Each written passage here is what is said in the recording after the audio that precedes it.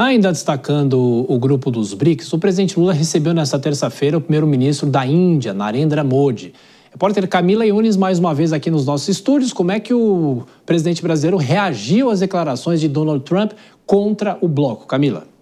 Pois é, Tiago, mais uma vez, o presidente Lula reiterou essas falas criticando a postura do presidente americano Donald Trump, que quer taxar em 10% os países que fazem parte dos BRICS. Ele voltou a criticar e disse que os países que compõem o grupo são soberanos. Vamos ouvir o que ele disse. Por isso, nós não aceitamos nenhuma reclamação contra a reunião dos BRICS. Por isso que nós não concordamos quando ontem o presidente dos Estados Unidos insinuou que vai taxar os países dos BRICS. Ora, se eu comecei a minha fala dizendo que comecei a aprender a gostar mais da Índia depois que eu li um livro chamado Esta Noite à Liberdade, em que contava a história da luta pela não violência do Gandhi, significa que hoje, aos 80 anos, continuo mais pacifista do que eu era naquele tempo. E nós não queremos paz, nós não queremos contencioso, o que nós queremos é fazer com que os nossos países possam progredir. Por isso, nós também queremos dizer ao mundo que nós somos países soberanos. Não aceitamos intromissão de quem quer que seja nas nossas decisões soberanas, do jeito que nós cuidamos do nosso povo, e nós defendemos o multilateralismo porque foi o sistema que, depois da Segunda Guerra Mundial, permitiu que o mundo chegasse a um estado de harmonia que está sendo deformado hoje com o surgimento do extremismo. Bom, o presidente Lula voltou a criticar essa postura de Donald Trump, mas Donald Trump também voltou a falar dessa taxação. Hoje, em coletiva de imprensa, ele reiterou essa taxação de 10% para qualquer país que fizer parte dos BRICS e disse o seguinte, que se os países querem jogar esse jogo, ele também sabe jogar e que essa taxação deve acontecer em breve. Mas voltando a falar especificamente desse encontro de Lula com o primeiro-ministro da Índia, Narendra Modi, Lula também destacou o potencial energético dos dois países e disse que as nações vão liderar a transição energética até a COP30, que acontece em Belém do Pará, no mês de novembro. A gente também tem um trechinho dessa fala. Vamos ouvir. Em agosto, o Brasil e a ONU realizarão em Nova Delhi a segunda rodada de balanço ético global para mobilizar a sociedade civil de todo o mundo em preparação à COP30. A candidatura da Índia para sediar a COP33 fortalece o protagonismo dos países emergentes no enfrentamento à mudança do clima. Brasil e Índia podem ser os motores de um novo modelo de desenvolvimento baseado em energias limpas.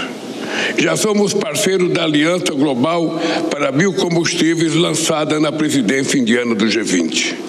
A Índia é o mercado de bioenergia que mais cresce no mundo. Uma última informação, os dois líderes também discutiram as relações Mercosul-Índia para reduzir as barreiras tarifárias. Lula disse que apenas 14% das exportações brasileiras para a Índia estão dentro desse acordo e que eles querem ampliar esse valor. Tiago. Perfeito. Camila Yunes com as informações, você volta amanhã. E o presidente Lula deu essas declarações em Brasília, lembrando que ontem ele esteve no Rio de Janeiro. Agora eu vou chamar a Dora Kramer, nossos comentaristas também, o Nelson Kobayashi. Ô Dora, em relação às falas de Lula sobre os Estados Unidos, de novo ele reiterou e falou que não aceita qualquer tipo de intromissão. De que forma ele rebater isso acaba, de uma certa maneira, gerando uma rusga com os Estados Unidos e podemos ter um revide de lá para cá? É uma questão diplomática que talvez nunca será resolvida, Dora? Olha, pelo menos enquanto estiverem esses dois governantes, acho difícil. Fica uma fala de lá, outra fala de cá, porque também o presidente Lula não pode ficar calado, tá certo? Se há uma manifestação, se não houve uma manifestação diante, melhor dizendo, de uma manifestação dessa, uma ameaça dessa do presidente americano de taxar países, pelo simples fato dos países se aliarem a um grupo, no caso O BRICS, realmente, o presidente tem que, digamos assim, revidar, mas isso não tem, são declarações, isso não tem nenhum reflexo, nenhum rebatimento objetivo sobre o que é importante, sobre os interesses comerciais, principalmente do nosso país.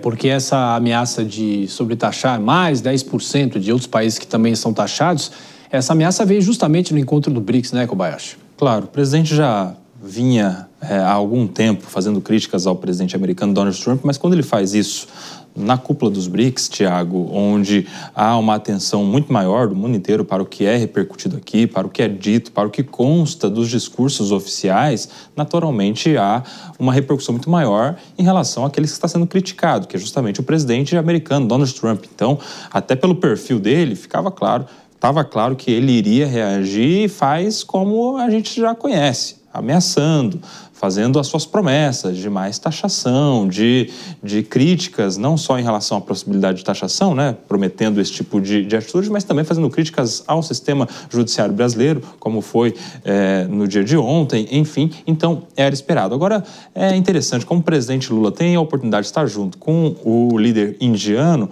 e não foca este encontro no que mais poderia ser útil ao Brasil, que é a troca de conhecimento. A Índia tem crescido muito nas tecnologias em relação a toda essa tecnologia do mundo globalizado. Isso poderia servir muito ao Brasil em um eventual acordo bilateral entre esses dois países. O presidente, mais uma vez, ficou no campo da política e isso não tem feito bem ao Brasil.